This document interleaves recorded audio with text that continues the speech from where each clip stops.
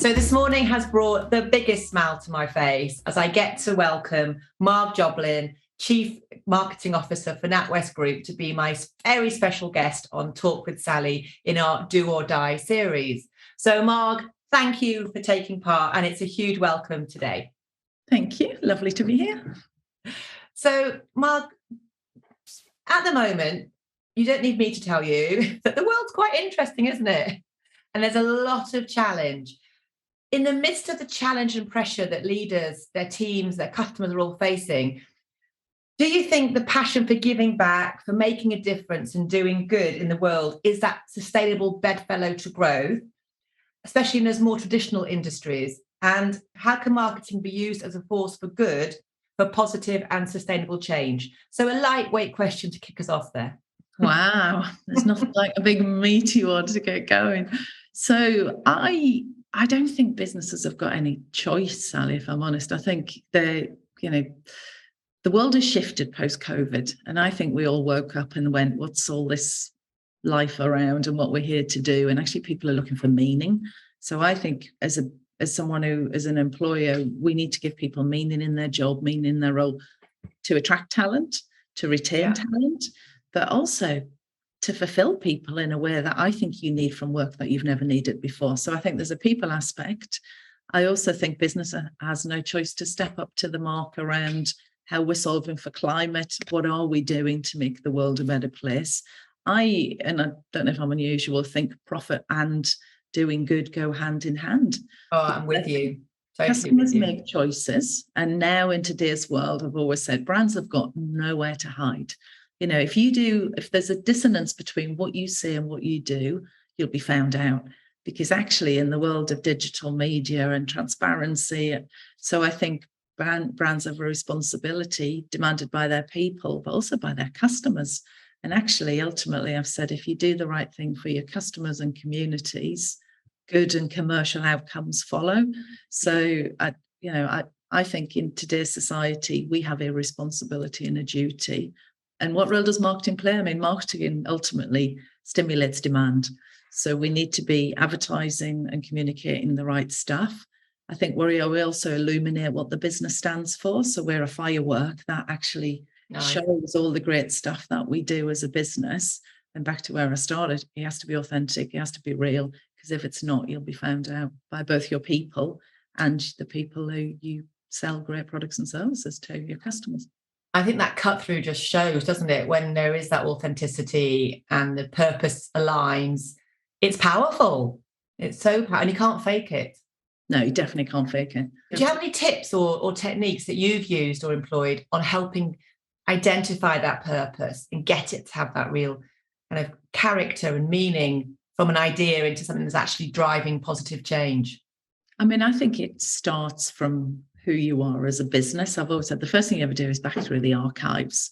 Where did it all began? What do you stand for? What actually gets people out of bed in the morning? So I see a lot of work where you essentially crowdsourced it from your business, because ultimately it has to be authentic. It needs stretch. So you need to put some ambition and stretch in there. But if you suddenly decide, you want to be a totally different thing, that's back to the authenticity point. So for me, it starts from within, and actually spending some time talking about what does it look like? What does it mean? I think the hardest bit is embedding. So if I look at purpose, and I saw someone talk years ago on Unilever, they said it takes 1 year for every level in a business to embed. And that's ambitious if you do it well. So it's how do you give people frameworks and tools and help them understand this is on purpose, on strategy. This isn't on purpose, on strategy. During COVID, it was the NatWest, I guess, guiding principle, North Star of how do we navigate through really choppy times. What is it? What's our purpose as a business? How do we make sure everything we do is in service of that? Actually help people, I think, navigate through. I think certainly as well when I do my work, when people have that North Star, as I often call it too, it just gives a level of determination that logic doesn't always. You've got to have that emotional buy-in and that commitment, which you can't buy. It's a voluntary piece, isn't it, that's given. I think, though, also in the last couple of years and the current climate on so many levels, economic, environment, political, financial, the whole kit and caboodle, that looking after people has also never been A, so important, but B, such an ask on senior leaders.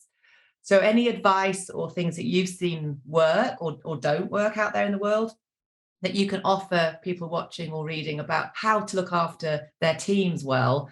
And how do you embrace that balance between, yes, looking after people, but is there still room for risk and innovation in the current climate?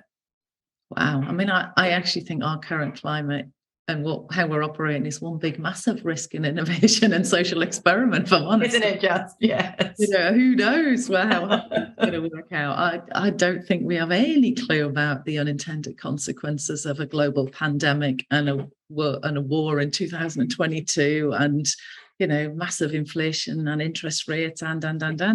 So the bit I would say is, we're a people industry and a people business, and actually leaders have a massive duty of care and responsibility to their people. So for me, it's listen carefully, stay close to what's going on, because I think if you don't know what's going on for your people, that's when you make bad decisions. So be vulnerable. If anyone assumes that they have all the answers, then actually I think they're crazy. In today's world, we have no idea what's going to happen next. No idea. And the only thing we can do really is look after yourself, look after your people, be kind to each other, and stay really close to what's happening. And then you work out what are the support, the tools, the salary increase, or whatever you need. I think the reality, though, is business cannot protect their people from cost of living or the external environment. That is just a reality that we're all going to have to figure out. And therefore, I think what you can do is protect and care for each other, because ultimately it starts as it's all about people and people.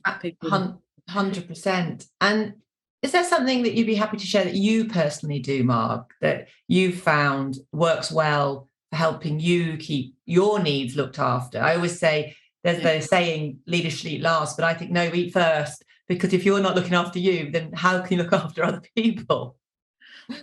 Yeah, I agree with that. I've always said, you can have stress at home, you can have stress at work. If you've got stress at work and at home at the same time, you're in trouble. So I guess, one, I'm really lucky. I've got a really loving family who are sort of my home base, as I say. They're the place that keep it real and tell me to share my head out. I'm not at work now, giving out actions and instructions. The bit I really believe, though, is you've got to look after all elements of you. So, are you mentally strong? Are you physically strong? And are you getting out of working life what gives you energy? And make sure your working week has got as much energy giving stuff as it's got energy taking. Exercise for me is a real go-to. Like I love, and generally the harder, I'm a cardio girl. So the harder I work, the better I feel. I feel like I had a proper workout. But also a downtime, the other end. I love reading, love cooking. I'm a bit of a cake maker. And it's incredible just doing that. I don't think about anything apart from how do I icing that cake? How do I make that, little topping thing for it? So for me, it's balance, I think, and keep talking. I think, someone said years ago, like in marriage, you grow together or you grow apart, but the difference is you communicate.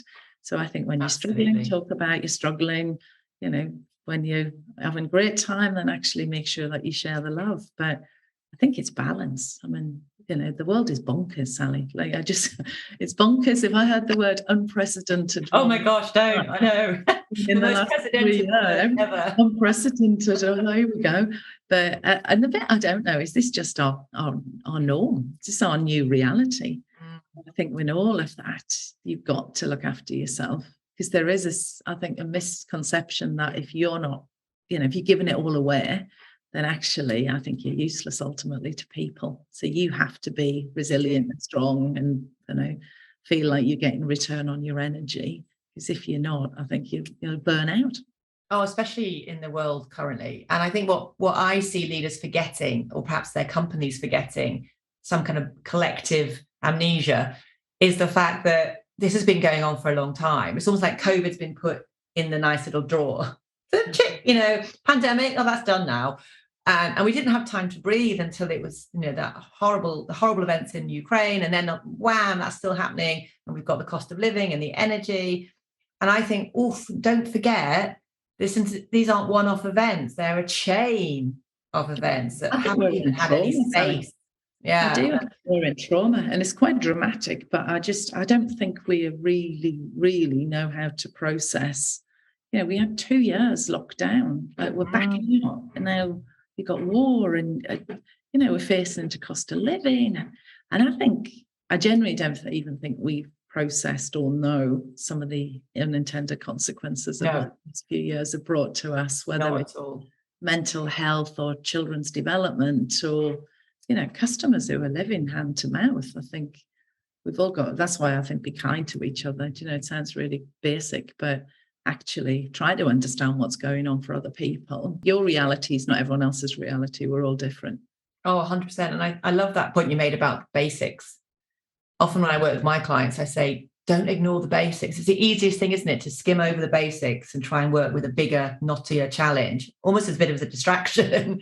But I will go, well, have you got the basics worked out well? Do you know what your job is? Do you know how your team come together? And you very kindly invited me in to work with you and your team to support over the last, I think, 6 to 8 months. Time's also weird in COVID, isn't it? Or post-COVID. It's a different construct.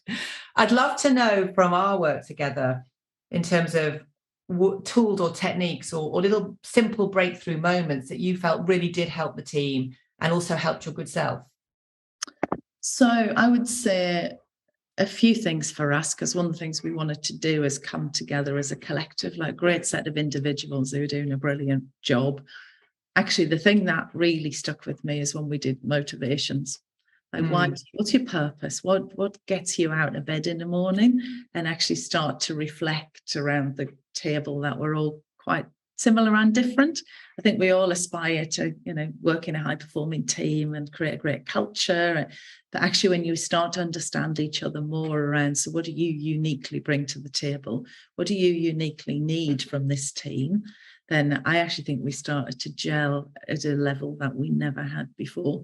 So for me, it was actually time out, getting to spend time together, recognizing each other's strengths and differences. And also realizing we've got a really shared ambition for where we want to take the department. I think that was super powerful. And I think for me personally, because I know I've worked with you separately, I actually think the big thing I took out was stop and give yourself a hug. Like, just reflect. I think I'm a doer and I love... You are a machine. And actually, it was the sort of, do you know what? It is a marathon and you've got to stop and appreciate just how much you personally have done, but also how far you've come. And I think the danger is, and particularly in the madness of today's world, you just keep running and running and running. And actually, I thought really powerful for me. Give yourself a hug every day and just recognize that you're doing some great stuff. Well, again, it's the simple stuff, isn't it? It's not the big rocket science. It's just checking in with yourself. And I think your situation is also very interesting because you took over leadership of this team in COVID. So you didn't even get to meet each other. And that in itself, people forget that a lot of the senior teams that are leading, very influential roles and businesses have been formed in a very different way. And therefore, there's a lot of assumption. You just have to keep going and going and go. It's like, whoa, hang on. Like, just get to know each other properly. Take the time. I think you can on. I think you can on Zoom. I think creating relationships on Zoom is different. It is. It's achievable, totally. But it is different. Yeah. I'd be interested in the depth of relationships created through Zoom, because I found 15 months on Zoom and then meeting people face to face. Within 3 months, I'd had way more, I guess, and for me, it's the texture, get to know people as a person, it's the sidebar conversation, it's the stuff that you hang off it. And I find Zoom functional. It's not great. You've got to really work hard to create that extra level of getting to know you. Yeah, I 100% agree. And I think the getting to know, like, and trust is what will be the make or break, I think, for teams going forward. Because if you know, like, and trust each other, you have to be best buddies, because difference is also good. A certain amount of tension in a team is healthy to a point, but it's this trust factor that I think will be the real bond that will unite and enable people to conquer whatever 2023 has got in store. Because then we forget, I think, that we're animalistic, we're tribal, we like to belong, the majority of us. So if your team's got that great sense of connectivity, understanding, that shared passion, which yours definitely has. That's amazing. That to me, that's the You get magic stuff. greatness. I think the reason you need trust is it allows people to speak freely. And actually, that is where it's the tension in the system that gets you greatness. If everyone's in harmony and genuinely, there's little, I say, great in the oyster, but I think what trust creates is, and I'm not a fan of psychological safety, but it does make people feel they can speak out, challenge, be themselves. And that, I think, is what drives real greatness. I've got a little tip actually that will support that. A great way I advise my clients on that trust piece is to consciously suspend judgment. Because we're prone to make judgments all the time, aren't we, to make decisions. But if you keep in a curiosity mindset, you can have really difficult conversations without taking that personal, well, actually, But as soon as you let judgment come in, it's almost like a door shutting. And then you've got a very fixed lens, whether you like it or not, that's dictating how you're reacting. And often that's at a subconscious, I never liked them anyway level. And here's all my proof as to why I'm right. Whereas if you keep curiosity, you cannot go into the monkey gremlins of subconscious. And that's, I think, what makes trust something much more tangible and able to keep curiosity. You keep your serotonin up, and then you're helping more trust. So trust for me is a definite leadership trait that I think is majorly important for 2023. But I would love to know, Marg, from your perspective, our kind of last question in our chat, what do you think are, say, the key 3 to 5 leadership traits that will set up a senior leader to really galvanize, let's say, themselves and their team for whatever 2023 has in store? Oh, another great question. I would say no ego. I think you need to really see that, it's everyone around you that's got the answers, and actually the answers all lie within. Because I think if you can tap into that as a leader, then actually you'll really drive a difference. I think curiosity. So to your point, ask what is going on here, why, help me understand, and ask more questions than you answer. I've always said the best leaders for me listen more than they speak. So I think because you really are trying to work out where you go next. I think agility, and I don't mean agility in a Scrum Mastery way. I mean flexibility, ability to not have a fixed view on the world and really firmly, decide, because I think the world is changing so quickly. So we need to tune to what's going on. And empathy would be my other big one.